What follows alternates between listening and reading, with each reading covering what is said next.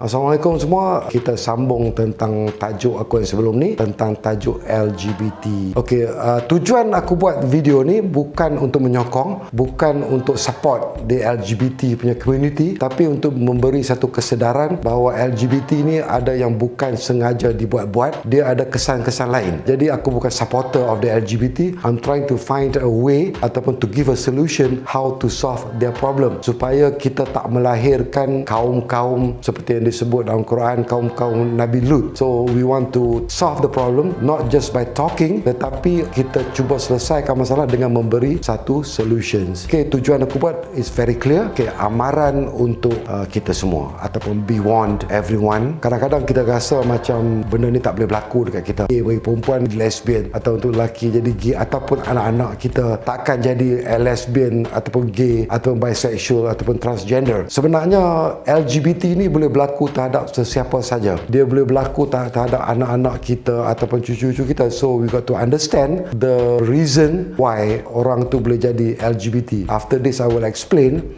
exactly how ataupun punca seorang manusia tu boleh jadi LGBT, boleh transform from a real man into a woman atau from a woman into a personality of a man. Lagi satu, kalau kita tengok daripada pendapat umum mengatakan bahawa orang yang jadi LGBT ni sebab dia kurang pendidikan agama ataupun dia buat-buat saja nak jadi pondan, saja bangga nak jadi bapuk. Then they don't do it purposely. Dia bukan jadi secara deliberately. Dia berlaku kerana isu lain. Ada pendapat yang kata mereka ni tak ada agama ataupun tak faham tentang agama, tak ada pendidikan. Aku came across ada yang imam masjid, ada yang ustaz yang aku nampak as a friend yang memang dia gay. I'm telling you a story of a gay punya community. Di bulan puasa, satu bulan puasa, aku pergi kat satu food court, aku observe a group of gays duduk dalam satu meja, duduk order makanan, order segala ikan bakar, order ikan tiga rasa, tom yum, sotong, ketam,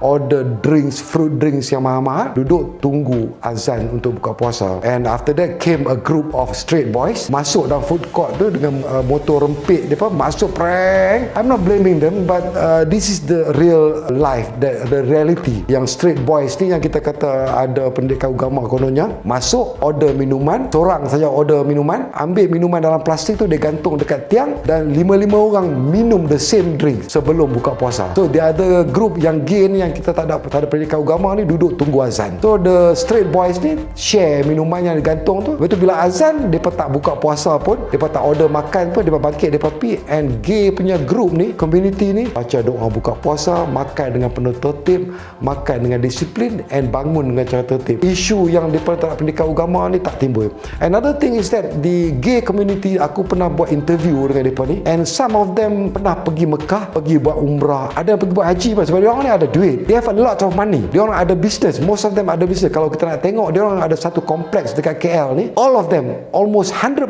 are all gays. Kedai rambut, kedai butik, kedai makeup, kedai cosmetics, they are all gays and they've got a lot of money. So depa pi Mekah depan Kaabah, aku dengar depa cakap, depa explain dekat aku, depa minta depan Kaabah, ya Allah ya Tuhanku, ubahlah aku punya perangai ni jadi seorang lelaki balik. Tapi nothing happen. And some ustaz-ustaz suruh dia orang berdoa, suruh kembali ke pangkal jalan, and they know about it. Mereka tahu tentang Nabi tak mengaku umat, mereka tahu tentang lelaki berpakaian wanita itu adalah haram. They know about it. You don't have to tell them. So what are they doing to change? Dia orang tak boleh ubah.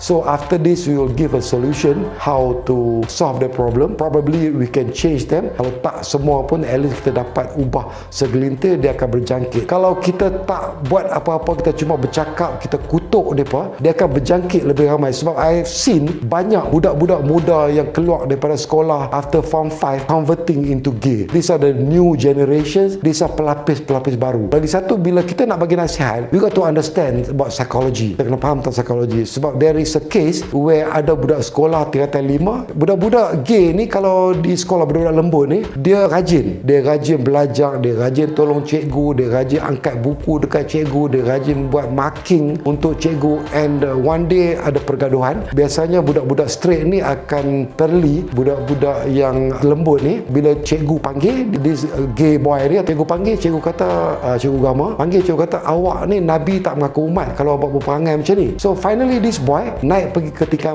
4 nak terjun. So how do we help them? Kadang-kadang kalau kita biar, kita tak tahu yang kutuk dalam Facebook, yang budak-budak gay ni ada yang suicidal thoughts, rasa nak bunuh diri. So we don't realize, and this our next generation that we are got to take care of, and this the reason why we are doing this video, supaya kita faham diorang punya feelings, supaya kita cari satu jalan how to solve their problem. So kebanyakannya kita lebih kepada bercakap, cari jalan tak pernah, tapi kita tengok dengan cynical, kita bagi pendapat yang cynical. This will make them expand their community bigger and bigger. So actually selepas ni aku akan buat satu video tentang punca-punca lakunya LGBT ni, daripada mana datang perasaan tu, dia punya source, daripada datang perasaan tu, dia punya punca. Kalau kau rasa video ni beri manfaat pada hampa dan kawan-kawan ataupun adik-beradik yang mengalami masalah yang sama, klik like dan share this video. Assalamualaikum warahmatullahi wabarakatuh.